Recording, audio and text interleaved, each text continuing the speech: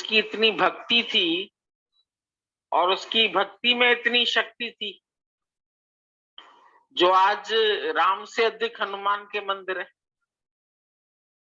राम ते अधिक राम का दासा, राम से अधिक हो गया राम का दास।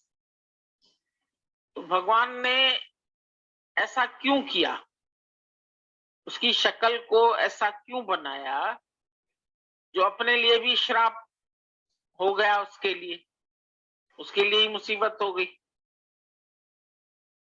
कि कैसे उसकी सीता ही चोरी हो गई।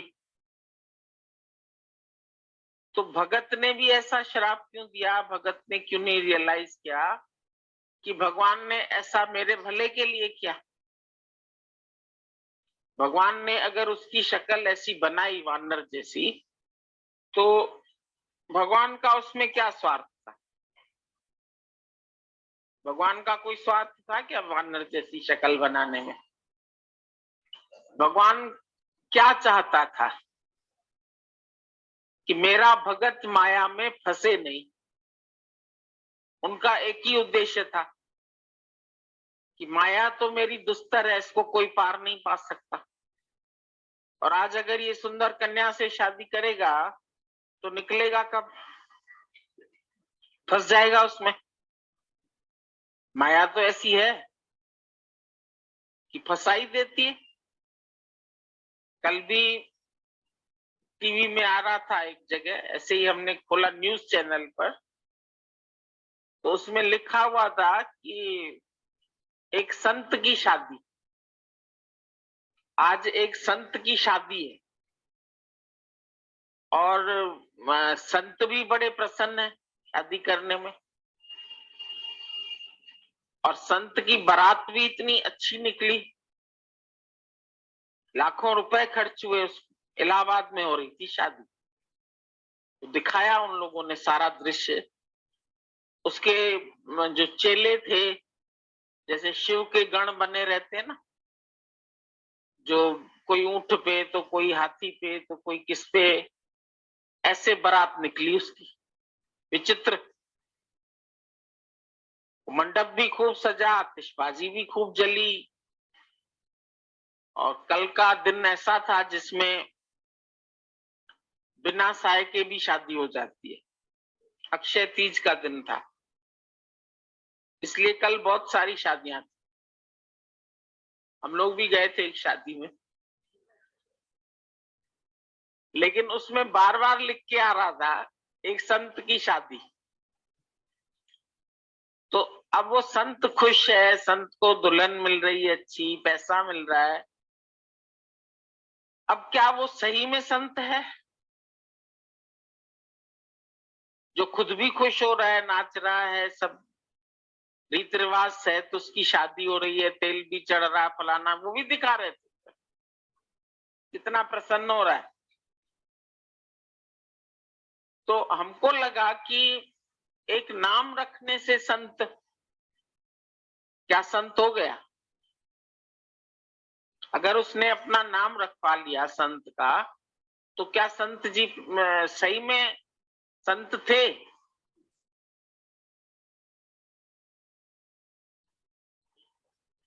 अब हम नहीं कह रहे शादी कोई बुरी चीज है, पर एक नाम रखवाना संत, और फिर कार्य तो संसार जैसे ही करने। तो अपने मन और उसका इंद्रियों का संयम या कुछ, वो तो बात ही नहीं है।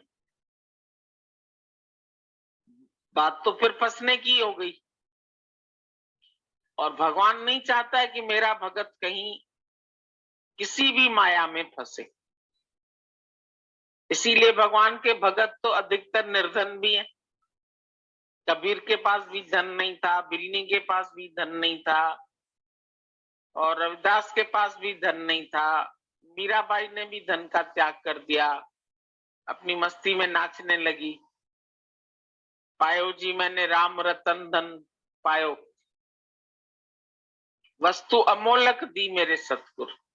मतलब उसको जो सतगुरु से चीज मिली है, वो उसको अनमोल मिली है, वो उसमें खुश है। वस्तु अमोलक दीनी मेरे सतगुरु, कृपा कर अपनायो, मुझे उसने कृपा करके अपना बना लिया, तो यही मेरे लिए बड़ी रहमत है। इससे बड़ी रहमत क्या हो सकती है कि हम किसी सतगुरु की दृष्टि में आ गए, गुरु ने हमारे ऊपर नजरें करम कर दी, और अब उसको दुनिया से क्या चाहिए। मीरा को तो वैभव मिला, सब कुछ मिला, गहने मिले, कपड़े मिले, राज्य मिला, पति बहुत सुंदर मिला, पति उसके अनुकूल था, जेठ अनुकूल नहीं था, पर पति तो अनुकूल था। उसकी परीक्षाएं पति ने नहीं ली, उसकी सारी परीक्षाएं उसके जेठ ने ली। और वो क्यों खुश है, उसके पास क्या है? एक मूर्ति, एक मूर्ति जो मां ने कहा ये तेरा पति है। उस मूर्ति को गोद में लेकर के मीरा कितना नाची, कितना खुश हुई, कैसे वो हंसती थी, कैसे वो गाती थी, कैसे संतों के संग बैठ बैठ लोकलाज कोई, मेरे तो गिरधर गोपाल दूसरा न कोई। तो उसने गिरधर से प्रीत की, या उसने माया से प्रीत की, या पति से प्रीत की, या धन दौलत से प्रीत की। हम लोग एक भजन गाते हैं, लीला लगी है राम भजन वाली। तो माता कहती सुन मेरी मीरा एक ही चाली चाहिए। ए मीरा, तुमने ये क्या चरित्र बना लिया? हीरा मोती त्याग के गल तुलसी माला पाई। हीरे मोती तो तुम्हारे पास थे, लेकिन तुमने गले में तुलसी माला डाल दी, ये तुम्हारा क्या चरित्र है? तो कैसे मीरा ने होते हुए सब वैभव, उसने अपनी खुशी से ही उनका त्याग कर दिया।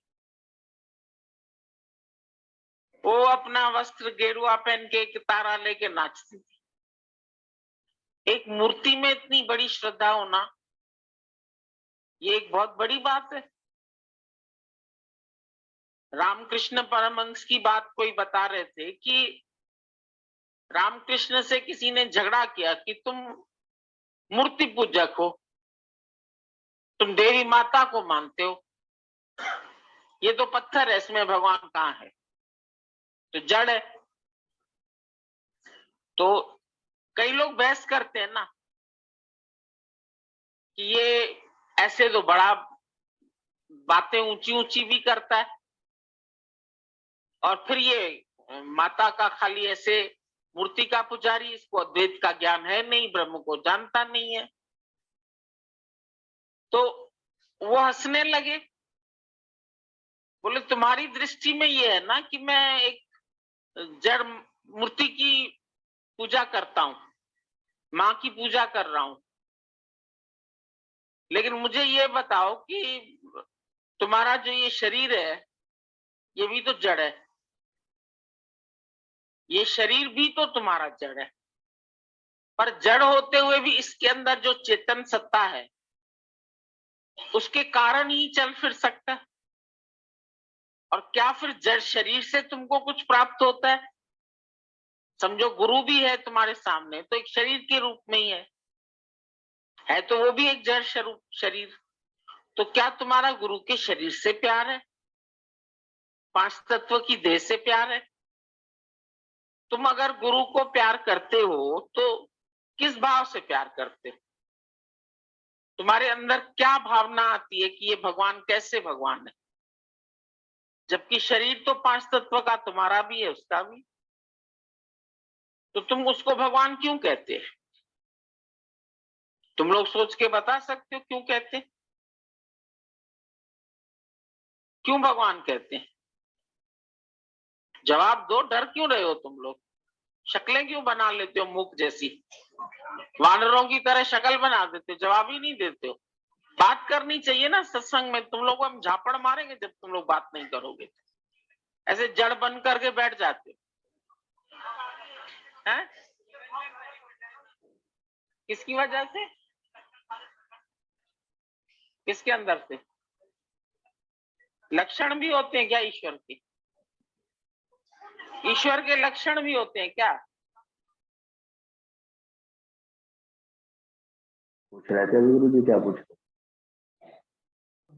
क्या पूछा था?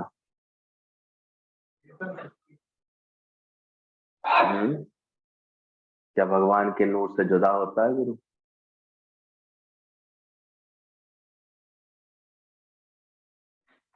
इसलिए पूरी बात को ठीक से समझना।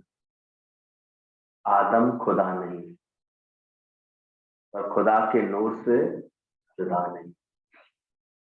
गुरु उसमें टिकाना चाहता है। बार बार अपनी वृत्ति उस सत्य में टिकाओ, उस आत्मा में।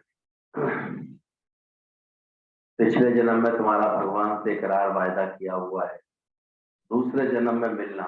आखिर भगवान को भी ख्याल हुआ, आना हुआ, इसे आना तो मेरे पास ही है, तो खुद तुम्हें आदमी भेज करके बुलाया। भगवान का कितना स्पष्ट लेटर है। गुरु जो कभी कुछ बनने का इनकार नहीं करता, अभी दादा के लिए बोला कभी कुछ नहीं। और अभी जो है एक ट्रेंड गलत होता जा रहा है। पहले कुछ बनने की चाह हो जाती है अंदर, मैं भी कुछ हूँ, मैं भी कुछ। सत्संग सुनाने लगते हैं तो अब मैं इन सबका गुरु हूँ, सुनने लगते हैं तो मैं परम शिष्य हूँ, कुछ ना कुछ बनने लगते हैं। और दादा ने इस बुद्धि से काम नहीं किया। उन्होंने हमेशा ही सत्य को आगे रखा, उस नूर को आगे रखा, तो उसी पे सबका ध्यान लगवाया। वही बोला, पिछले जन्म में तुम्हारा भगवान से इकरार था, तब तक में आकर के ऐसे ही नहीं बैठे, उसकी भी कदर होनी चाहिए। एक घड़ी के लिए भी सत्संग में आके बैठे हैं तो देखना तुम्हारे को कदर है। अब यही बुलाई जाते हैं, उन्हीं को संदेश जाते, उनका ही मन टिकता है सत्संग। ये गुरु का बुलावा है, ये निराकार की कॉल होती है। जब वो हमारे जीवन में सब दुखों का, सारे अज्ञान का अंत करना चाहता है भगवान, ना उसकी मर्जी तो कुछ भी नहीं है, तब वो ये खेल रचता है। कोई किसी के पास, किसी के द्वारा, किसी के माध्यम से संदेशा पहुंचता है और वो किसी तरह खींच करके आता है, बाकी तो फिर आकर के यहीं का रह जाता है, यहीं का हो जाता है। अगर वो सच समझ लेता है, जैसे समझ में आ जाती है उसको ये बात, मैं कौन, कहाँ से आया। विज्ञान से जरूर दिल लगाना। अगर हमने व्यर्थ में नारद जी जैसी चेष्टा की, नारद जी वो तो बड़े भगत थे, सारे समय नारायण नारायण करते थे, लेकिन जब उन्होंने एक बहुत रूपवती कन्या का स्वयंवर के बारे में सुना, उनका भी मन चंचल हो गया। मन है कब कौन सी धारणा प्रकट कर दे, कब कौन सी भावना प्रकट कर दे। उन्हें लगा भगत तो मैं हूं, भगवान तो मेरे जब तक मुझे दर्शन देते हैं, मेरा तो तीनों लोकों में कहीं भी आने जाने में कोई रुकावट नहीं। और जल्दी मन में ही आ जाता है, मैं तो ज्ञानी ध्यानी, मुझे क्या माया ले पायमान करेगी, मुझे थोड़ी कोई बात ऐसे गिरावट दे सकती है। मन में ऐसा भ्रम आ जाता है। पर वो ये गिरावट ही थी जो मन में एक आकर्षण आ गया, अरे स्वयंवर हो रहा है, कन्या से तो मेरा विवाह हो जाए। सबको ग्रस्त में देखते हैं शायद, अभी जब तक पूर्णता नहीं होती है, वैराग्य पूरा नहीं होता, तो लगता है वो कितने सुख ले रहे हैं, कैसे घूम रहे हैं, कैसे मौज हो रही है। शादी को लेकर के तो इतने उत्साहित रहते हैं लोग, इसका एहसास ही नहीं। कुएं में डालने जा रहे हैं लेकिन कार्ड लेके हमारे पास आ, क्या करने जा रहे हो, तो कौन सा तुमने बहुत बड़ा काम कर दिया, किसी का जीवन परमात्मा के लिए लगाया, क्या करें। इसी में ही खुश हो लेते हैं। और किसी के अंदर सही समझ आ जाए तो वो अंदर से जाने कि मनुष्य जन्म मिला है मुझे मोक्ष पाने के लिए, परमात्मा से मिलके एक होने के लिए। ये सब कर्म धर्म में तो समाज वाले खुश होते हैं, दुनिया वाले रिश्तेदार खुश होते हैं, हाँ भाई देखो हमें बुलाया, हमें ले इतना बड़ा कार्यक्रम किया, इतना बढ़िया काम किया, कैसे बढ़िया। तो 4 बार तुम भी पूछोगे सब ठीक है ना, रावत अच्छी रही था, ये सब अच्छा हुआ ना। जिन्हें खुशी मिलती है उनसे व्यवहार करो, गुरु को तो इन सब बातों में खुशी नहीं। हाँ, कभी कदाचित तुम्हारे कोई भाव पूरा करने के लिए, तुम्हारा प्रेम रखने के लिए, तुम्हारे मन का कोई जो गुरु के लिए बहुत भाव होता, तो बहुत कहने होती। वहां भी जाकर के हमने देखा था गुरु जी हमें तो सत्संग ही करते, प्रेम ही करते, बाकी उनको इन सब चीजों में क्या लेना देना। नाराज जी तो भ्रमित हो गए थे, भगवान से ही आके बोलने लगे, प्रभु मुझे ऐसा हरि रूप दे। भगवान समझ गए उनकी मन की भावना, ये चाहता है कि मैं इतना, मुझे अपने ऐसा रूप दे दो हरि रूप में। तो भगवान तो है ही सर्वाकर्षण से, ऐसा रूप मुझे दे दो आप, ताकि ये मेरी बात बन जाए, मेरा काम पूरा हो जाए, तो मैं सोच रहा हूँ स्वयंवर मेरा हो जाए। भगवान ने भी अच्छे से उन्हें हरि रूप दे दिया। ले भाई हरि, हरि का एक पर्यायवाची बंदर भी होता है, उन्होंने उसको बंदर जैसा रूप बना करके भेज दिया। पिछले समय में ऐसे शीशे वीसे होते नहीं थे, तो कहीं देखा नहीं, उन्हें तो विश्वास था भगवान ने दिया है तो सुंदर ही होगा मेरा रूप, बहुत अच्छा कर दिया, शक्ल मेरी बहुत अच्छी बना दी हो। तो स्वयंवर में उचक रहे थे, बार बार गर्दन आगे बढ़ा रहे थे कि मुझे देख ले और इसी गले में आके माला डाल। इच्छा होती है आदमी की, बहुत उचकन होती है इसको, मुझे जाना जाए, मुझे समझा जाए, मुझे किया जाए। आखिर वो लड़की तो उल्टा डर के पीछे हट जाती थी, बंदर जैसे मुंह को देखती थी, और कोई पीछे ही पड़ा रहता, हम तो देखते हैं किसी के बार बार उसका हर 10 दिन बाद तो, भैया हमारे बच्चे का ध्यान रखना। मैंने क्या ध्यान, उस बच्चे का ध्यान को परमात्मा में लगवा दे। कद काठी सकल सूरत से तो बनवानुस जैसी है, सब है बिल्कुल याद रख। होते हैं कोई कोई ऐसे, हिल डॉल भी ऐसा, सकल भी ऐसा, रंग भी भगवान की कृपा से साफ तरीके से। अब क्या किया जाए, दो चार जगह हमने सोचा भी चलो इसका कुछ हो जाए, वो डर के फोटो उन्होंने वापस कर दिए। अब होगा कहीं योग तो कोई बैठी होगी, उससे बैठी थी, 12 बजे के बाद सुइया मिलनी होगी तो मिल भी जाएगी, पर उसके अंदर से इच्छा नहीं जा रही है। हम क्या, सत्संग भी सुनते रहते हैं, इधर इच्छा भी रखते रहते हैं, खुद ही दुखी होते रहते हैं। गुरु को तो फिर भी करुणा होती, चलो मन इसकी, भगवान इसकी इस भावना को, अब तो शायद इसका मन भगवान में लग जाए। अच्छा, मन की सारी बुरी बच्चों में अटका रहता है, और बातों में अटका रहता है, ये करना जरूरी है, ये देखना जरूरी है, जगत पूरा अंदर से निकल नहीं पाता है, चाह करके भी निकाल पाता है। आखिर धोखा ही खाया नारद जी ने, तो बड़े गुस्से में आकर के जब किसी ने शकल दिखाई वहां पर शीशे, चमकीला जो है पत्थर था, उसको देखो अपनी शकल पर, तो गुस्से में आए, उल्टा भगवान को ही इन्होंने श्राप दे डाला। तुमने आज मेरी जो मेरे साथ मजाक किया है, तुमको भी इसका फल मिलेगा, तुमको भी अपनी पत्नी का वियोग सहना पड़ेगा। तो अभी पत्नी बनी भी नहीं, तो अभी वो वियोगी हो गए। इच्छा क्या करती है, इच्छा तो उसी क्षण दुख देती है। अभी चीज बनी भी नहीं है हमारी, तो अभी दुख मिल गया उनको बेचारा। तो इच्छा तो थी ना शादी हो जाए, दुखी होकर के लौटा है, श्राप दे दिया कि तुम्हें भी दुख देखना पड़ेगा, यही बंदर तुम्हारे काम आएंगे, एक दिन तुम्हें इन्हीं की मदद लेनी पड़ेगी जिसको तुम आज समझ रहे हो। भगवान ने कहा कोई बात नहीं, तथास्तु, मुझे तो वैसे भी लीला करनी है, जब राम का जन्म लेके आऊंगा तो तुम्हारी इन भावनाओं को पूरा कर, मुझे कोई दिक्कत थोड़ी, मैं भी तुम्हारी तरह दिखा दूंगा लीला करके, हाय सी तू है। लीला करने में भगवान को तो कुछ नहीं जाता, और वास्तव में वो लीला कर रहे होते, ये भी कोई पहचान, सत्य नहीं होता। तो चारों तरफ से गुरु की बात को जरूर समझना। गुरु ने अंदर से जगत का नाश किया है, वो अंदर जो पानी नाव में भरता है वो गुरु निकालता है। ना पानी में रहे कोई दिक्कत नहीं, नाव की शोभा भी पानी में ही होती है, पर ये जरूर देख लेना हमारे अंदर तो पानी नहीं जा, उसको चेतना को देने के लिए गुरु ये वायदा पूरा करता है, आता है, हमारे लिए साकार होता है, हमारे लिए सत्संग चाहिए ऐसे लगन देता है हमको, साकार में आकर के हमारे भावों की संभाल करता है, हमारे जीवन को दिशा देता है, अपनी शरणागति देता है साकार में आकर के, बड़े कल्याणकारी काम।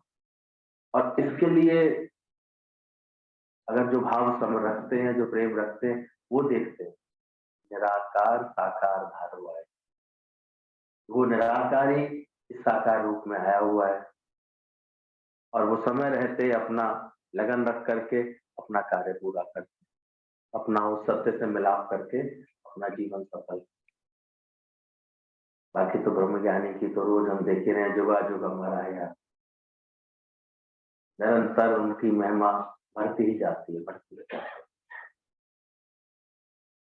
बाकी तो वो अपना ही रंग देते आते हैं अपने भक्तों को, ये प्रेम देते हैं, वही रूप बनाते जाते, बस लगन हमारी सच्ची होनी चाहिए, ज्ञान के नेत्र दे देते हैं। भगवान को ही ख्याल हुआ, आना हुआ, इससे आना तो मेरे पास ही है, तो खुद तुम्हें आप ही भेज करके बुलाया। आशिक वे कहलाते हैं जिन पर गुरु आशिक हो, अपनी खामा का पदकने वाले आशिक नहीं होते। हम ये दे रहे आशिक हैं सभी, हम नाचते हैं। कभी गुरु से तो पूछ लो, वो तुम पर आशिक है, तुम्हारी किसी क्वालिटी पर, तुम्हारी किसी सेवा पर, तुम्हारे किसी अच्छे लक्षण पर। उसने कभी कोई तुमको देखा है, देखा समझा? वो क्या चाहता है? ये आज अपने को भी दीवाना बनाने का भी ये भी एक भरम हो जाता है। हम तो बड़े लगे प्यार वाले, हम तो गुरु तो प्रेम करता है सहज, वो गौरा आता है, तो हमें पूछा जाता है, हमें सुनाया जाता है, हमसे सुनता है। पर देखो जो तुम बोल रहे हो, कर रहे हो, क्या वो तुम्हारे अंदर का तुम्हारा चरित्र बना वैसे? उस पर गुरु आशिक होता है। और वास्तव में गुरु तो तुमको तुम्हारे आप पर आशिक होना, आप पर आप हम आशिक हैं हमको। खुश होते थे लोग, गाते थे, देख तेरे आशिकों की कितनी लंबी की, गाते थे। गुरु जी हंसते थे, मुझे हंसते, हम मुस्कुराते क्यों रहते? तो उन्होंने ये बातें समझाई, ये सब बावले हैं, हम किस पर आशिक होना सिखा रहे हैं और ये क्या समझ बैठते हैं। फिर गुरु को मानुष जानते तो अपना जन्म जन्म वही स्वान कर लेते, क्योंकि बाहर की द्वैत की भाव में रहे आप, उसी समझ में ठीक आ जाते हैं। और जिसने ठीक से पहचाना गुरु को, तो आशिक वे हैं, वे ही आशिक फिर मासूक हुआ है। इश्क भेजा है एलची एम्बेसडर, और सुंदर भाषा लिखी है, ज्ञान का सुंदर प्रकटीकरण है इस लेटर में। इश्क है, गुरु सबसे पहले हमारे दिल में क्या भेजता है? एक एम्बेसडर आता है, जब कोई किसी किसी जगह का प्रधानमंत्री या राष्ट्रपति आता है किसी शहर घूमने, तो उसको रिसीव करने के लिए वहां का एम्बेसडर आता है, दूत आता है, राजकीय दूत। तो वो प्रेम है हमारे हृदय में जो गुरु पैदा करता है, वही है वो दूत जो तुम्हारे अंदर परमात्मा का स्वागत करेगा। जा घट प्रेम ना संचरे, ता घट जान। मैं हाथ जोड़ जोड़ कहता हूँ, भैया पहले प्रेम का पाठ सीख लो, पहले प्रेम की समझ ले लो, आपस के प्रेम को पहले ठीक कर लो। प्रेम कैसे निष्काम भाव से होता है, प्रेम कैसे अपना आप जान के होता है, प्रेम की क्या पूरी समझ है वो पूरी समझ लो। प्रेम कैसे परमात्मा के प्रति हो सकता है, उसको अंदर में संतुलित कर लो, ठीक कर। क्योंकि जब तो दूध ही नहीं आएगा तो कहाँ से परमात्मा आ जाएगा तुम्हारे? अभी तुम्हारी बातचीत में, बोलचाल में राग द्वेष चल रहा है, ये अच्छा है ये बुरा है, एक सा प्यार कर नहीं पा रहे हो, जरा जरा बातों पे तुम्हारा मन चल रहा है, वाणी के स्वर बिगड़ रहे हैं, कर्म खोटे हो रहे हैं, खोटे कर्म हो जाते हैं। देखते 2 मिनट में घर मकान बन जाता है। बड़े प्यार से किसी ने घर बनाया होता है, 2 बच्चों का आशियाना बनाया होता है, कब कब में माया आ जाती है इन बच्चों के अंदर। कभी हम जाते थे किसी के यहाँ तो बड़ा प्यार, बच्चे भी बड़े अच्छे थे, बड़े संस्कारी थे, बड़ा अच्छा लगता था, उसकी बड़ी खुशी होती थी। तो थोड़ा उसका ज्ञान ध्यान से नियम छूटा, फिर माया में आदमी लग जाता है, क्या करे। तो भाग्यशाली होते हैं जो गुरु के संग जुड़े रहते हैं। तो अभी बहुत दिन बाद उनसे मिलना हुआ, जाना हुआ, फिर वो मिले तो उन्होंने फिर प्रेम रखा, पूछा, हालचाल पूछा। मैंने कहा अब क्या है? तो उनकी बातों से लगा मैंने कि ये तो मकान बन गया। दोनों बच्चे जो जान छिड़कते थे बचपन में एक दूसरे के ऊपर, अभी एक दूसरे से इतनी फालतू बातें पैदा करके बैठ, इतना मन खराब करके बैठ गए। और रह भी साथ रहे, प्रारब्ध भी वही है, ऊपर नीचे रह रहे हैं, लेकिन मन में ऐसी ऐसी गांठें पड़ गई। आसपास रहने वालों से मन में गांठें हो तो प्रसन्नता कहाँ से आएगी? ये तो बैंड बज गया बेचारा अच्छा खासा। अगर ज्ञान की समझ लगातार मिलती रहती है तो फिर भी देखो हम देखते हैं बचे रहते, ये तो मिलता है क्या है जगत, जरा जरा बातों पर झगड़े। वो कहता है कि तूने यहाँ क्यों किया, ऐसे क्यों किया, वो कहता है तूने क्यों किया, उसने ऐसा किया, मन में भेद आ जाता। फिर थोड़े समय उनके साथ मेहनत की, फिर थोड़ा लगा, उनको समझाई बातें। उनका जिन बातों पर तुम अपने मन में ही सोच रहे हो ये हमारे लिए ठीक नहीं कर रहे हैं, तो पीछे के राज तो समझो कि वो ठीक ही कर रहे हैं, तो सही कर रहे हैं, ये तो पहचानो अंदर से। जरा अपने मन में गुंजाइश तो पैदा करो, जरा प्रेम भाव तो पैदा करो आपस में। अरे वो ऐसे कह देते हैं हमारे बच्चे, क्या खेलेंगे नहीं क्या? और बच्चों से कह दो जरा कूदे नहीं, हम लोग सो रहे हैं या नींद डिस्टर्ब हो रही। बोले चीज तो नेचुरल बात है, छत पे कोई कूदेगा तो नीचे वाले कहाँ सो पाएंगे? ये तो तुमको दर्द नहीं हो रहा है, तो बड़े भाई तुमसे 4-5 साल बड़े हैं, उन्हें थकावट हो रही होगी नौकरी से आने के बाद। जब उनको धीरे से फिर ये बात समझ में आई, अभी पता नहीं तेरे प्रेम को कहाँ गायब कर देता है धीरे धीरे अपने जीवन। उन्हीं की गाड़ी खड़ी होगी कि हमारी गाड़ी खड़ी नहीं होगी, इस बात पर खामा था। मैं कह लो थोड़ी समझ आनी चाहिए कि सबको सुबह ही सुबह निकलने की जल्दी होती है अपने ऑफिस पहुंचने की। अरे जब पीछे वाली गाड़ी हटेगी नहीं तो दूसरा 4 बार कहेगा ही, भाई हटा, जल्दी हटाओ, तुम्हें से गाड़ी नहीं हटाई, मुझे देर हो रही है। सुबह से 8-9 बजे तक इतना टाइम होता है, टहलते रहते हो, इधर टाइम वेस्ट, तो भाई उठा कर निकाल लो गाड़ी को, अलग रख दो। थोड़ी थोड़ी बातों में इसमें मन बिगाड़ के बैठे, आप बिगाड़ के बैठे, तो बिना ज्ञान के तो लगता है कहाँ बुद्धि पहुंच जाती, कहाँ समझ।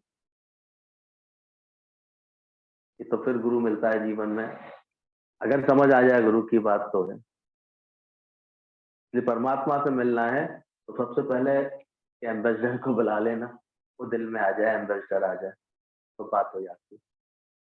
और फिर हमने देखा थोड़ा सी जब बात ठीक हो गई, भाव अच्छे हो गए, एक दूसरे की गुंजाइशें आ जाए, प्रेम आ जाए, वहीं से बात सुधरने लगती है। और क्या है, खामा का दोष पाल लो किसी के तो बार बार वही चीज दिखेगी, चश्मा लगा के देख लो जैसा भी, तो उसके अंदर बार बार वही लक्षण दिखेंगे, वही बुराइयां दिखेंगी, वैसी बातें होती दिखेंगी जीवन। हम ही नहीं चंगे, बुरा नहीं कोई। गुरु आकर के ऐसी रमज दे देता है, आंखों को ऐसा प्रेम का भाव दे देता है। अभी तो हम लोग देखते हैं आपस में क्या, घर परिवार में क्या है, सब में सबके साथ एक अंदर से बड़ा सुंदर भाव बनने लगते हैं, तो जीवन में एक आनंद आने लगता है, समझ आने लगती है। तो गुरु कहता है वो इश्क को भेजा है एलची एम्बेसडर। विवेकानंद बहुत घूमा फिरा, कोई मुझे भगवान दिखाए, और किसी को ने भी नहीं दिखाया, आखिर रामकृष्ण के पास आया। रामकृष्ण ने दूर से ही कहा, आखिर आ ही गए तुम, मेरे पास ही तो आने वाले थे, फिर इतनी देर क्यों लगाई। ये पहचान होती सच्चे गुरु। वो जैसे अपने भक्त का भी ऐसे इंतजार सा करता दिखता है,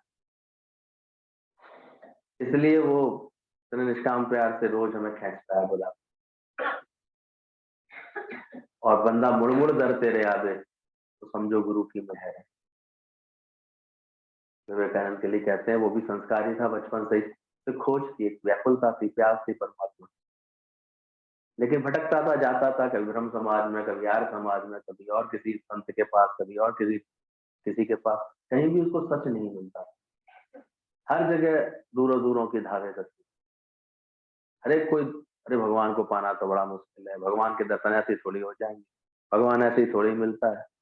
हर जगह यही सब बातें सुन करके लौट, तो अंदर से लगता था ये तो सब इतना भगवान के लिए कर रहे हैं, लेकिन भगवान तो कहीं भी नहीं, क्योंकि सबके आचरणों में कहीं ना कहीं राग द्वेष छलाई दिखाई दे रहा है, कहीं ना कहीं बैर विरोध दिखाई दे रहा है, कहीं ना कहीं अपना झंडा ऊंचा मैं दिखाई दे रही है। तो कहाँ भगवान है? जहाँ मैं नेक भी खड़ी हो जाती, भगवान तो तुरंत गायब होता है। मैं ही तो पर्दा बनती भगवान के लिए। तो विवेकानंद को भी ऐसी तलाश थी। कहते हैं किसी ने उसको बताया कि तुम जाओ, तुम्हारी सच, अगर सच की तलाश है तो रामकृष्ण के पास जाओ, वो तुम्हारी समाधान करेंगे इन बातों। और हुआ भी यही। राम तीर्थ वैसे तो, रामकृष्ण जो वैसे तो बड़े सरल, एक गंवार जैसी प्रकृति दिखने वाले, एक साधारण से, एक काली के मंदिर के पुजारी जैसे पुजारी थे बच्चे, कोई ऐसे विशेष पढ़े लिखे भी नहीं कोई, लेकिन अनुभवी थे, ईश्वर से मिले हुए थे। अब ईश्वर का मिलना क्या होता है? अंदर में परम आनंद में टिके रहना, हर वक्त आनंद बना हुआ है, प्रेम बना हुआ है हर एक चीज। यही तो ईश्वरीय ईश्वर का मिलन होता है, सच्चिदानंद स्वरूप में टिके हुए। विवेकानंद पहुंचा तो ये सुनकर के हैरान हो गया उनके मुख से, अब आया है, मैं कब से तेरा इंतजार कर। अच्छा गुरु, कैसे सबका प्रेम से स्वागत कर? मैं कहाँ थे भाई इतने दिन, यही तो आना था तुम्हें। एक्चुअली वो सच बोल रहे, सबको आना कहाँ है? सबकी उत्पत्ति परमात्मा से हुई है, मिलना भी किससे है? और वो खुद परमात्मा है, इसलिए वो बड़े प्रेम से कहते हैं अब आया है। ये राज होता है, गुरु ही खींचता है। आज हम सबको खींच करके कौन है? कोई कल्याण का योग होगा, कभी वो याद करते हैं कि कैसे संदेशा बन करके आया और हम दिल्ली में पहली बार जाके गुरु से मिले। और ऐसा प्यार प्रेम उन्होंने ही पैदा करा दिया, वरना बहुतों को नहीं होता, बहुत से मिलके चले जाते हैं। और हमारे साथ पता नहीं क्या उनकी कृपा थी कि वो प्रेम ऐसा जोड़ा कि हम बार बार उनसे आग्रह करें कि नहीं आइए प्रयागराज, आइए प्रयागराज। और उन्होंने भी प्रेम की लाज रखी, खिंच के आ गए तो देखो आज तक कि ज्ञान का कितना सच्चा सुख दिया है, सुख नहीं मिला है, क्या नहीं दिया है गुरु ने। ऐसे ही विवेकानंद के लिए था। आया रामकृष्ण के पास, ने कहा, दूर से ही कहा कि आखिर आ गए, मैं मेरे पास ही तो आने वाले थे, फिर इतनी देर क्यों लगाई? विवेकानंद ने कहा, मैं तो संत साधु से भेंट करके नास्तिक हो गया, दुनिया के संत साधुओं से भेंट कर करके नास्तिक हो गया। तरह तरह से देखो कितना भ्रम पैदा कर देते, पूजा पाठ मंदिर ठिकाने ये सब, शनि देवता रूठे हैं, अजय रूठे हैं तुम्हारे, कोई सच का ज्ञान नहीं सुनाता। सब इन्हीं बातों में लटकाए रहते हैं, दीपक चढ़ाओ, ये चढ़ाओ, यहाँ पे ये पूजा कर लो, यहाँ पर सब जगह दुकानें खुल गई हैं, व्यवसाय बन जाता, कहीं सच नहीं मिलता। तय कर करके भागवत कर लो, करवा लो, ये कर लो, कहीं कोई भगवत भाव बनता ही नहीं। पूरी पूरी भागवत कर लो, पूरी पूरी कथाएं करा लो, सब कर लो, क्योंकि अपनी मैं तो मिटी नहीं। और ऐसा कोई मिटा मिला ही नहीं जिसकी मैं मिट्टी हो। मिट्टी के संपर्क में ही तो कोई मिट्टी बनता है। जब ऐसा सदगुरु मिल जाता है जीवन में, मिट्टी बात बन जाती। विवेकानंद को भी ठिकाना मिला, वो पहुंचा, जब साधुओं से भेंट करके मैं नास्तिक हो गया हूँ, समझता हूँ भगवान है ही नहीं, अंदर का भाव यहाँ तक बिगड़ गया, मैंने सब देख लिया, मैंने सब समझ लिया, कुछ नहीं, कहीं शांति नहीं पूरी मिल रही मुझे। कहते हैं रामकृष्ण ने कहा, हाँ मैंने देखा है। बोला तुम भगवान है, तुम छूटते ही कहता है उनको, तुम बताओ तुमने भगवान देखा है, मुझे दिखा सकते हो? तो कोई उसके इस प्रश्न का उत्तर कोई नहीं दे पाता था। सब अचकचाए जाते थे जहां भी घूम के आया था, अरे मिलेगा भगवान, ऐसे थोड़ी मिल जाएगा, ऐसे थोड़ी दिख जाएगा, ये करो वो करो, उसमें लगा देते। पहले वो पूछा तुमने देखा है, पहले ये बताओ। अब ये प्रश्न मैं तो, एक सच्चा ब्रह्मज्ञानी ही इसका उत्तर दे पाता, बाकी तो सब अटक गया। इसलिए बोला गया, जिस देख दिखावे इसके बलि जावे। जिसने देखा है वही दिखा सकता है, उसी पर बलिहारी, वो ये सच समझाता है। तो रामकृष्ण ने कहा, हाँ मैंने देखा है, तुम्हें भी दिखा सकता हूँ। जैसे तुम्हें सूर्य दिखाई दे रहा है, ऐसे ही मुझे भगवान प्रत्यक्ष दिखाई दे। कहीं बोला जाता है रवनु देखन वाली आंख गुरां से लेती। गुरु से क्या लो आकर के? रव देखने वाली आंख। और गुरु के पास क्यों आ जाते हैं? हमारे काम धंधे ठीक नहीं चल रहे हैं ना, बताइए। गुरु क्या व्यापार सिखाने के लिए बैठा है या दुनियादारी सिखाने के लिए बैठा है? वो कर करके तो खामा खा तुम वैसे ही अपने को मन को बिगाड़ के आए हो, क्योंकि तुम्हें ज्ञान नहीं है। सर गुरु तो ज्ञान के लिए बैठा है। इतना ज्ञान कर लो, पहले बनी प्रारब्ध पीछे रचे सरी। प्रारब्ध तो उसको समय पर मिलती ही मिलती है पूरी पूरी। तुम्हारा जिसको नुकसान नुकसान कहने लगते वो नुकसान भी क्या है? नुकसान से पहले भगवान ने दिया होगा तभी तो नुकसान हुआ होगा। तो नुकसान भी क्या है? आपका ये कमाई बाप कमाई कहीं से ज्यादा आ गई होगी, नुकसान में चली गई होगी। वो क्या, गुरु को एक सही समझ देनी होती है। तुम अपने अंदर के भ्रम को तोड़ो, अपने अंदर की सही समझ को धारण करो। हमें नुकसान क्यों हो रहा है? तो कार्य करना सीखा था कुशलता से, नहीं सीखोगे कुशलता से कार्य करना तो नुकसान तो होगा ही। तो मजाक थोड़ी हो रहा है। एक चिल्लियों की तरह काम कर रहे हैं बैठे बैठे, सामने जो मटका बेचने आए उसी में ही लात मार दी। उसे एक चिल्ली था, वो गन्ने का रस का ले आया मटका, अब एक गिलास बिक गया गलती से उसका, उसी में उसको सपने आने शुरू हो गए। 25 पैसे का गिलास बिका, दूसरा और बिकेगा, सारा बिक जाएगा, फिर इतना पैसा आ जाएगा, फिर इतने पैसे से मैं फिर मकान खरीदूंगा, फिर ऐसे मैं बीवी से शादी भी कर लूंगा, बीवी भी आ जाएगी, फिर ये होगा, फिर बीवी मेरी हर बात मानेगी, फिर एक दिन जब बात नहीं मानी अगर उसने मेरी तो दूंगा पेट में लात। ऐसी लात मारी उसने गन्ने के मटके में, तो सारा रस ऐसे फैला और टिपटिपाता वो चवन्नी लिए बैठा रह गया। तो यही हालत होती है सिख चिल्लियों की, खामा खा के हसीन सपने देखते हैं बेतुके मुंगेरी लाल जैसे। सूतना कपास लट्ठम लट्ठा चलता रहता। बहुतों की में यार सीख तो बस, काम तो ठीक से करते हैं, ठीक से समझ तो लेते भाई। हर कार्य व्यापार मतलब लिखा पढ़ी तुम्हारी अगर गुम हो जाएगी तो तुमको उलझन होगी। है ही नहीं, हमने तो लिखा ही नहीं, हमें तो पता ही नहीं, हमें तो फिर ऐसे करना पड़ेगा, परेशान होना पड़ेगा। फिर भी गुरु के पास आ जाओ कितना भी जला हुआ जहाज लेकर के, फिर भी हमें गारंटी है गुरु के ज्ञान में आके बैठोगे धीरे धीरे सब संवर जाता है, सब सुधर जाता है। कभी भी मन नहीं चलाना इस बात पर, क्योंकि गुरु ऐसी सच बता देता है कि कितना भी आम सड़ जाए, निचुड़ जाए, वैसा हो जाए, काला पीला हो जाए, फिर भी अभी भी गुठली में बहुत ताकत है। उस गुठली में इतनी ताकत है कि दूसरा पेड़ भी पैदा कर सकता है, अनेकों आम उगा सकता है। तो तेरी आत्मा में अभी भी बहुत दम है, पर वो भी दम गुरु पहचान नहीं देता है। बाकी देह देह के स्तर पर देखोगे, बाहर के स्तर पर देखोगे तो उलझ जाओगे। गुरु से आकर के आत्मा की बात समझोगे, ज्ञान की बात समझ लो, हम देखते हैं बन जाती है बात। तो ही रामकृष्ण ने सीधे बोल दिया, ऐसे देखा है, ऐसे सूरज देख रहा हूँ।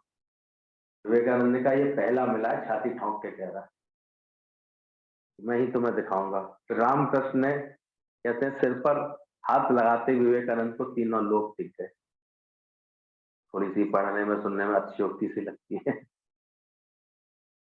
पर जब भाव और श्रद्धा पूरी होती है तो कुछ ऐसा ही होता है। सच्चा ज्ञान जब मिलता है तो यही बात समझ में आती है, तीनों लोक में कौन दिखाई दे जाता है। तीनों लोक किसमें दिखाई दे जाते हैं? जो पिंडे तो ब्रह्मंडे, और जो ब्रह्मंडे तो पिंडे। ये रहस्य सच्चे गुरु की वाणी सुनते सुनते समझ में आ जाता है कि कहाँ है तीनों लोग। तीनों लोग मुझ में ही तो समाये पड़े, मैं ही तो हूँ। मुझे एक आत्मा का ही तो पसारा है। अक्सर लोग किताबों की बातें पढ़ करके भ्रम, गुरु जी मेरे सर पे हाथ रख दो, जैसे विवेकानंद को दिख गए। तो वो एक दिन की घटना नहीं थी, विवेकानंद ने सैकड़ों चक्कर लगाए और प्रेम से रामकृष्ण उसका इंतजार भी करता था, फिर उसी के आने पर सत्संग शुरू करता था और तरह तरह से उसकी परीक्षा लेकर के उसको दृढ़ किया। और उसकी भी भक्ति कोई ऐसी नहीं थी कि रामकृष्ण को मिल गए फिर उसके बाद कहीं और भी भटक रहा है, कहीं और भी भटक रहा है, कहीं और भी बात। आजकल तो यही नहीं पता, यहाँ भी जुड़े हैं, हम यहाँ भी सुन रहे हैं, यहाँ भी सुन रहे हैं, तो भैया तुम्हारा ठेकेदार है कौन जो तुम्हारा काम करवाएगा? कौन है आखिर? अपने मन की चंचलता से भटकता रहता है। विवेकानंद ने तीनों लोग देखे, विराट स्वरूप जो अर्जुन ने कृष्ण के मुख में देखा। एक्चुअली तीनों लोग कौन से थे? ये वही विराट स्वरूप है। जब गुरु की कृपा हो जाती है, ज्ञान की कृपा हो जाती है, तो हमको ये विराट स्वरूप दिखता है। घट घट में बसे भगवान, कण कण में बसे भगवान, पहचान सके तो पहचान। सब रूप किसने धारण किया हुआ है? सारा किसका खेल है, किसका तमाशा है, कौन? तो ये जो विराट रूप दर्शन हमको मिलता है, तुमने ये विराट रूप देखा? दादा को क्या समझते हो? गीता भगवान पूछ रहे, दादा मिले, ज्ञान मिला, तुमको भी ये विराट रूप दिखा? कि अभी भी वो एक तमोगुणी वाली भक्ति चल रही है कि एक भाई गुरु को भी एक शरीर तक ही देखा केवल, ये तमोगुणी भक्ति कहते हैं इसको। रजोगुणी भक्ति मतलब पर गुरु में भगवान दिखा, वैसे नहीं दिखा। बात आ गई तो देख लिया, नहीं आता ही तो नहीं देखा, ये रजोगुणी भक्ति होती है। सतोगुणी भक्ति होती है जो सर्व में देखे भगवान, तो सब में ये सत्य को देखता है। तो ये विराट रूप दर्शन गुरु से मिलता है। दादा को तुम क्या समझ, ला मैं दूत। दादा से कोई कहता था दादा आप लखनऊ आ गए, गाली देते थे उसको, बेवकूफ को निकालो, ये कौन सत्संग में बैठा है, इसने अभी तक यही नहीं समझा ना मैं आता हूँ ना मैं जाता हूँ, कोई जगह ना मुझसे खाली है, मैं व्यापक डाली डाली हूँ, इसने दादा को पहचाना ही नहीं है। ऐसे करके बात कर, ये दादा एक शरीर को समझ रहा है जो बंबई से आए हैं, ना समझ रहा। तो अभी तक आंख नहीं समझ, बोलते हैं ठीक से बात नहीं समझते, वो ये समझते इनके ना गुरु बंबई रहते हैं, इनके गुरु लखनऊ रहते हैं, समझते हैं। जो सही आंख ले लेते हैं वो कण कण में देख, उनके आचरण धीरे धीरे समझने लगते हैं, हर बात सुधरने लगते। तुमने विराट स्वरूप देखा या नहीं? तुम दादा को क्या समझते हो? पहले जब आए तो क्या समझा और अब कहाँ तक पहुंची? जानता है गुरु बराबर पहले ही दिन में नहीं ये वृत्ति बनती, लेकिन धीरे धीरे योग्य तो बनो जो तुमको विराट स्वरूप का दर्शन हो रहा हो।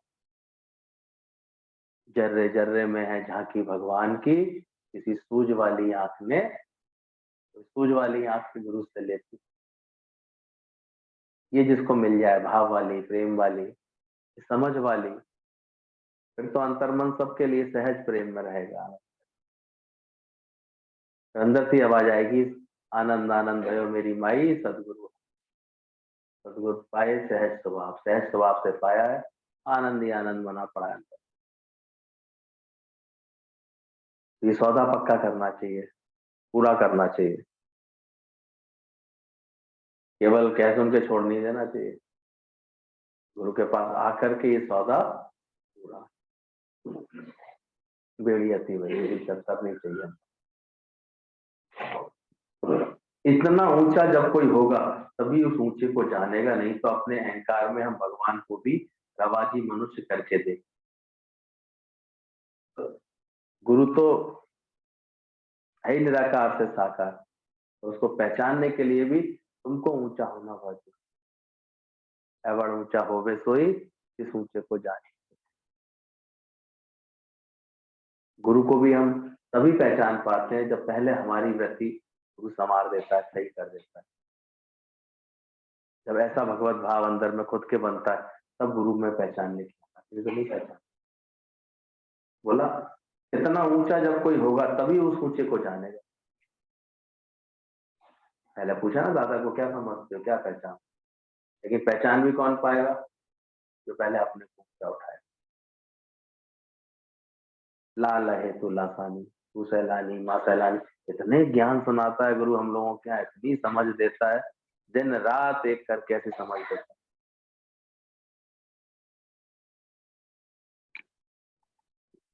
कि लालों का लाल है तो लासा नहीं है तो क्या नहीं है, अपना मूल पहचान समझ मन दर्शन, यही भगवान तरह तरह से बात बताता है कि तुम जल्दी से जल्दी अपना सारा जीव भाव हटा करके एक आत्मा में मन टिकाओ।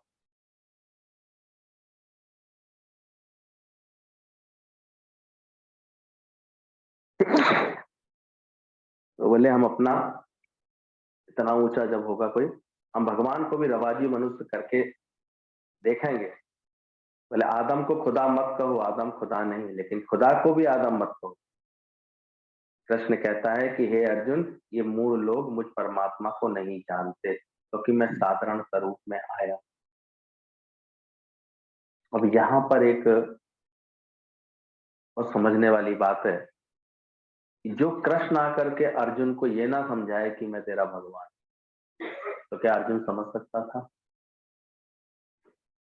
जान सकता था? ऐसा ही कुछ भेद होता है। कभी कभी जब भाव से शिष्य भर के आता है तो गुरु को भी ये बात समझानी पड़ती। इसलिए सच्चा जो शिष्य होता है वो पहले गुरु में भगवान देखता है, फिर गुरु के ज्ञान से स्वयं में भगवान देखता है, फिर जाकर के अपनी वृत्ति ऐसी मजबूत करता जाता है, ऐसी धारणा अच्छी करता जाता है कि सर्व में देखे भगवान। होगा 3 स्टेप में काम। तो जिसने अभी पहला स्टेप ही नहीं चढ़ा है तो इसकी श्रद्धा भक्ति का ही अता पता नहीं ठीक रहा, तो कहाँ से बात करें? पहला स्टेप क्या है?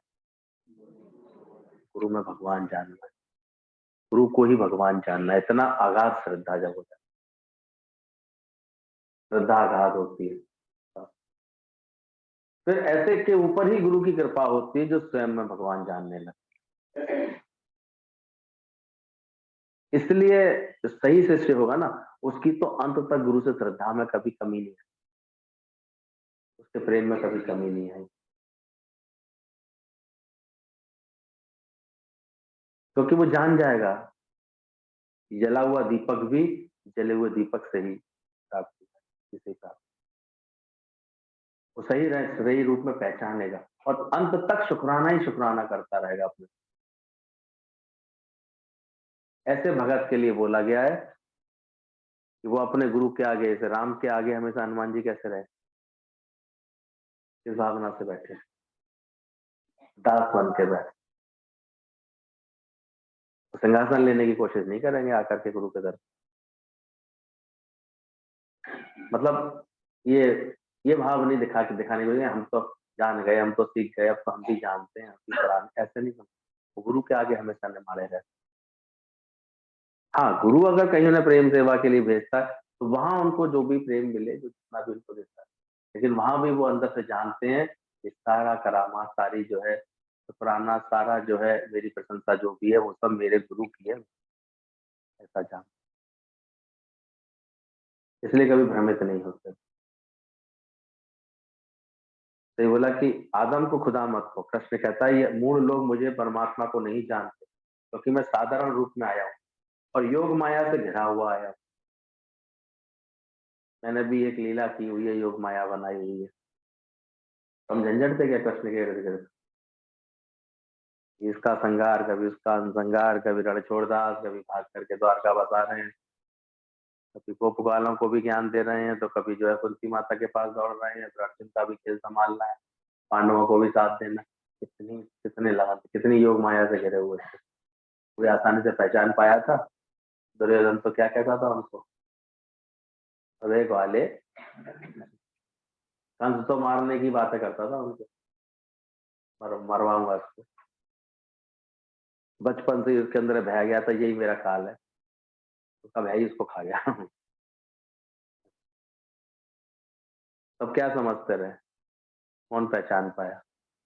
हाँ, कुछ भगत उसको पहचान लेते, उसने पहचाना, हमारे भीष्म पितामह ने पहचाना, पांडवों ने पहचाना, ग्वाल वालों ने पहचाना, विदुर ने पहचाना, उद्धव उद्धव ने पहचाना, जो प्रेम करते हैं उसको गोपियों ने पहचाना, वो पहचान पाते, नहीं तो नहीं पहचान पाते। बाकी औरों के लिए तो वो बड़ा लड़ाका और उसमें था, बड़ा ऐसा था, कहाँ पहचान पाते। भगवान को भी वही पहचान पाते हैं, श्रद्धा की आंख लेके आते हैं। और तुम्हारे हिंदुओं के देवताओं में तुम्हारी कितनी मान्यता और आस्था रखते हो, मुसलमान टके से भी पहचानते हैं। उन्हें तो देर नहीं लगती तुम्हारी मूर्ति खंडित करने में। उनका राज्य आया तो सबरे मंदिर तोड़वाया उसने एक एक करके। तुम सहते रहे, देखते रहे, अब तुम्हारा वक्त है, तुम फिर बनवा लो। और तुम ही क्या कि ये तो ईसाई तो उससे भी बड़ा धर्म है। तो सबकी अपनी अपनी मान्यता होती है, सबका अपना। इसका मतलब भगवान ये नहीं है। पिक्चर में बड़ा अच्छा डायलॉग था, भगवान वो नहीं है जो तुमने बनाया है, भगवान वो है जिसने तुम सबको बनाया। उसमें आस्था है, रचयिता। और अगर उसकी बनाई हुई किसी भी चीज को तुम तिरस्कार कर रहे हो तो अपमान रचयिता का होगा, तो रचना को जो ठुकराओ। इसलिए ज्ञान बहुत समझदारी का है। यानी कदाचित किसी चीज की भी निंदा नहीं करता, वो जानता है अपमान रचयिता का होगा, तो रचना को ठुकराओगे। अपनी इस अभिमान वाली बुद्धि का गुरु कहता त्याग करो, ये ठीक है, ये ठीक नहीं है, और ये अच्छी बात है, ये बुरी बात है, ये पाप है, ये पुण्य है, ये तो अभिमान है तुम्हारी बुद्धि, तो हटाओ। पाप क्या पुण्य क्या तो भुला दो, और कर्म कर फल की भी इच्छा मिटा दे, ये परीक्षा ना होगी दोबारा। जब सही समझ आ जाएगी ना अंदर में, रब देखने की समझ आ जाएगी, विराट रूप के दर्शन हो जाएंगे, तो कोई जगह ना तुझसे खाली है, तो व्यापक खाली खाली है। और फिर बोला, हे अर्जुन, वेद अभ्यास हवन दान पुण्य कठोर यत्न करने से भी मेरे ये विश्व रूप दर्शन कोई नहीं कर सकता। गीता में पढ़ो, ये बड़ी विलक्षण बात बोली भगवान ने, मेरा ये विश्व रूप दर्शन। और फिर उसको बड़े प्रेम से अपना विश्व रूप दर्शन कराया भगवान ने, जो उसके अनुसार ऐसा प्रतीत होता है अर्जुन ने ही देखा। उस विश्व रूप की चकाचौंध विषम पितामह में भी नहीं देख पाए थे, वो भी बस तरसते रह गए कि काश कोई मुझे ये दर्शन करा देता, पर अर्जुन ने कर लिए। कहते ना किसी किसी पर तो भगवान स्पेशल दया बरसाते हैं। तो हमेशा याद रखना, ये गुरु कृपा कर दे तभी सफलता होती है, नहीं तो नहीं। कभी ये अभिमान नहीं आ जाए कि मैंने प्रचार किया, मैंने जो है साधना की, मैं ना, बिल्कुल नहीं। सब एक तरफ पड़ी रह जाती है तुम्हारी सारी, मैं ना कर बाबर। यही जान नहीं इन देह जनाई, वही जान पाते हैं जिनको ये जनवा देते हैं। तो मैं विचार करता हूँ अर्जुन में ऐसी कोई कोई खास खूबी तो ऐसे समझ में आती नहीं, भगवान ने उसको इतनी बड़ी कृपा कर दी, अपना विश्वरूप दर्शन उसको दिखा दिया। कहानी किस्सों में तो ऐसा प्रतीत होता है, लेकिन गुरु रोज हमको किस बात का दर्शन करा रहा है? ये विराट रूप दर्शन नहीं समझा रहा है? क्या तुमने कल कल में देखा जाना? तो बोला अर्जुन को ही मिलता है, ये अर्जुन मेरा ये अभ्यास, ये वेद अभ्यासों से, वेद पाठ करने से, हवन करने से, दान पुण्य करने से, कठोर यत्न करने से भी मेरा विश्वरूप दर्शन कोई नहीं कर सकता है, जो तुमने किया है। बाद में भगवान ने अपना दर्शन कराने के बाद अर्जुन को ये बात बोली, यह दर्शन, बड़ी सुंदर बात बोल रही है, अनन्य भक्ति, अभ्यास अभेद और अव्यभिचारी भक्ति योग से ही होता है। भगवान की बात को तो समझ के ये लग रहा है कि अर्जुन के चित्त की स्थिति ऐसी बना दी या ऐसी हो गई थी, तभी तो उसको विष्णु दर्शन मिला हो। इससे पहले कैसे मिल जाता? हम भी देखें, गुरु की ऐसी कृपा हम पर हो रही है कि हम अनन्य भक्ति के योग में आ गए, अन्य ना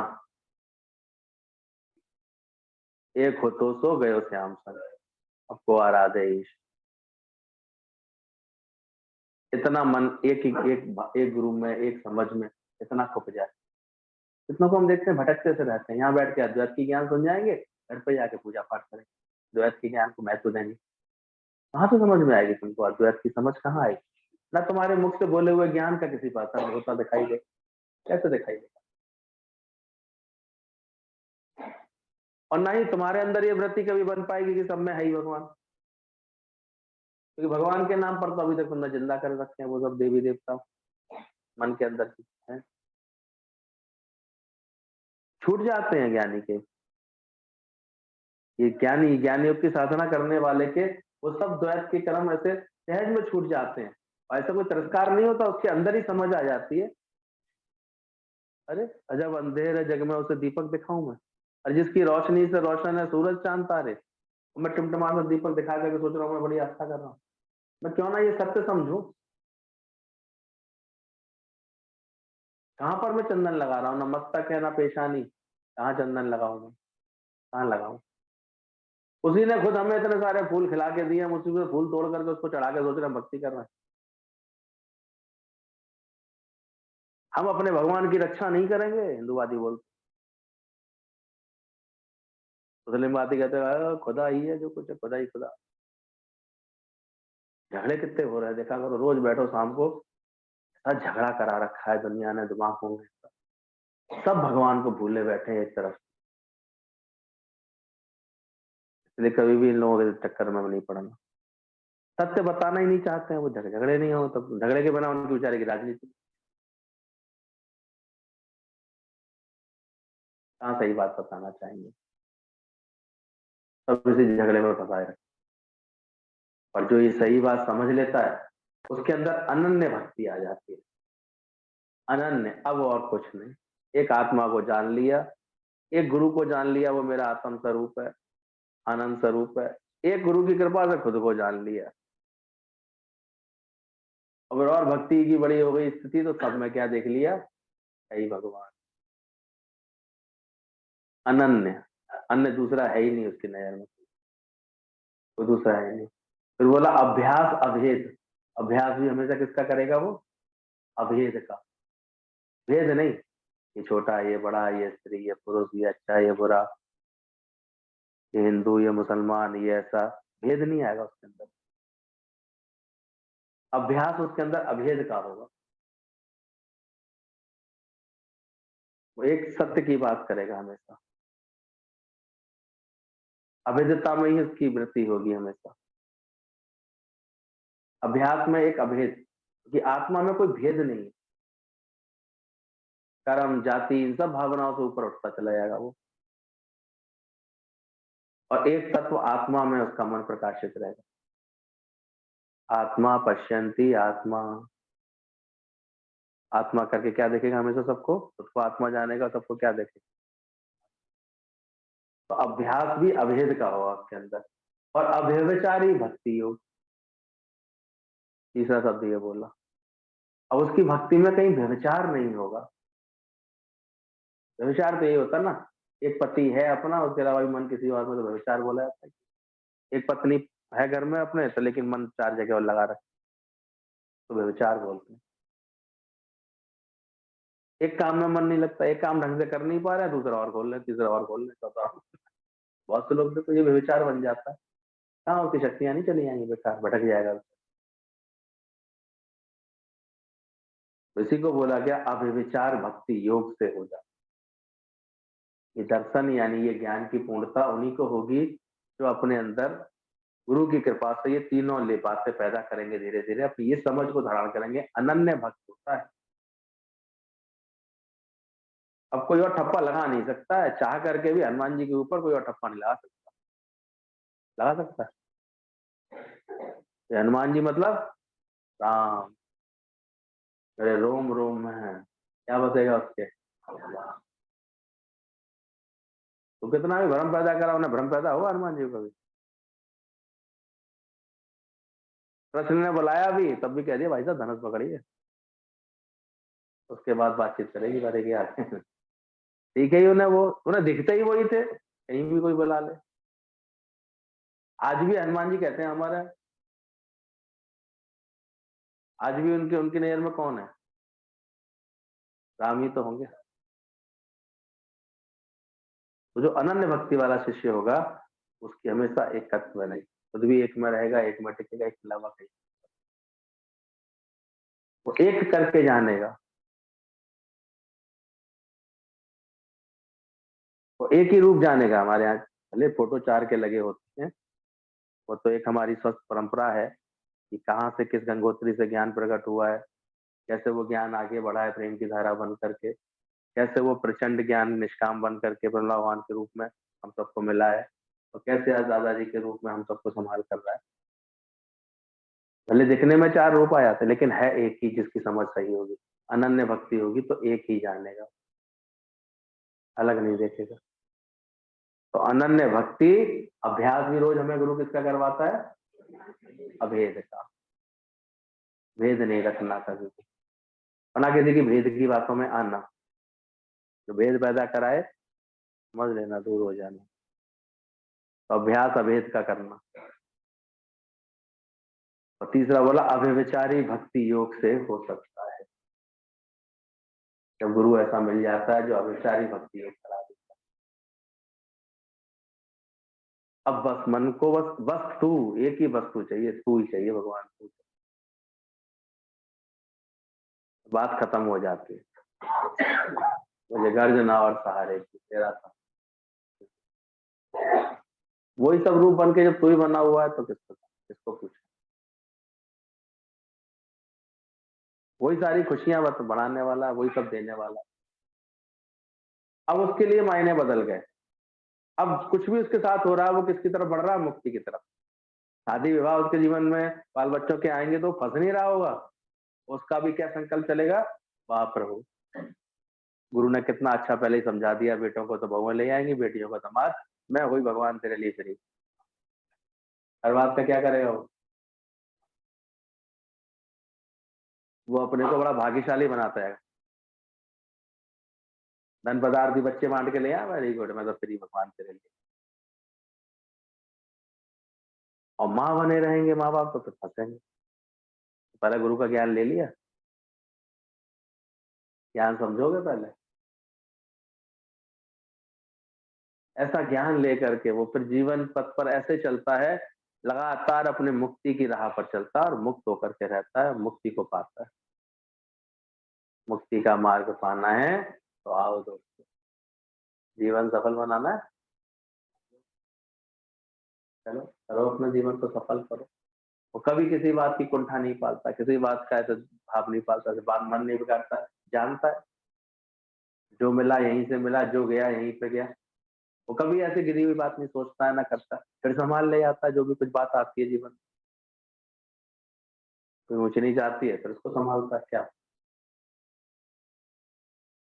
वो कभी ऐसे खतरनाक विचार नहीं आने देता, अरे बेकार है जीवन, खराब है जीवन, नष्ट करूं इस जीवन को, ऐसे करूं, ऐसे भ्रमित विचार में भ्रमित होता ही नहीं। वो है ही भगवान हर समय उसके साथ। क्या बुरा हुआ है? वो तो अंदर से गुरु के ज्ञान मिलने के बाद एक को ब्रह्म लखाएंगे, चाहे सूखे चने चबाएंगे, गाली ताने खाएंगे, और गुरु पर बार ही जाएंगे। वो इस बेवकूफी से निकल आता है बात इस दुनिया में। इस रिश्तेदार को देखूं, इसको देखूं, जो ऐसे कर रहे हैं, जो अच्छे हैं, जो बुरे हैं, जो मुझे बुरा कह रहे हैं, मुझे आता है। गुरु की कृपा होती है, वो बच के निकल आता है। बच, तू ब्रह्म स्वरूप है, तू आत्म स्वरूप है, छोड़ सब झंझट। उल्टे मार्ग अपना लिए था, गुरु मिल गया, सीधे मार्ग चला, सीधा रास्ता परमात्मा की तरफ, और कहीं जाना ही नहीं।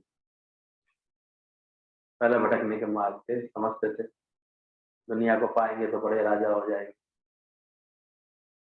क्या बन के लोगे राजा और रानी, क्या बन के लोगे सेठ और सेठानी, गुरु के ही चरणों में स्वर्ग का नजारा। तो ऐसी बात समझ लेते,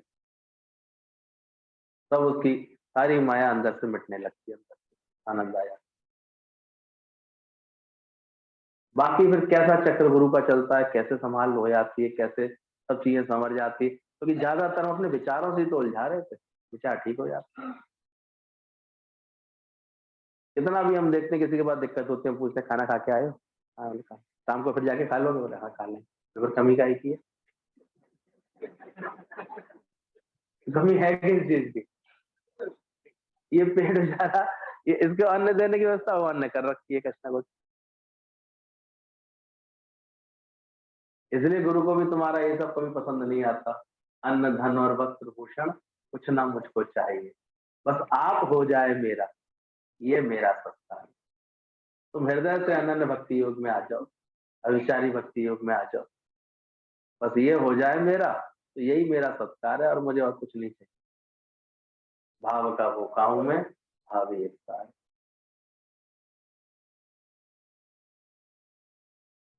तो तुम्हारी लिस्ट बड़ी है लंबी चौड़ी, तो मैं क्या करूं? मुझे तो नीचे ही लिखना आता है, मन की शांति है, सब काटना आता है।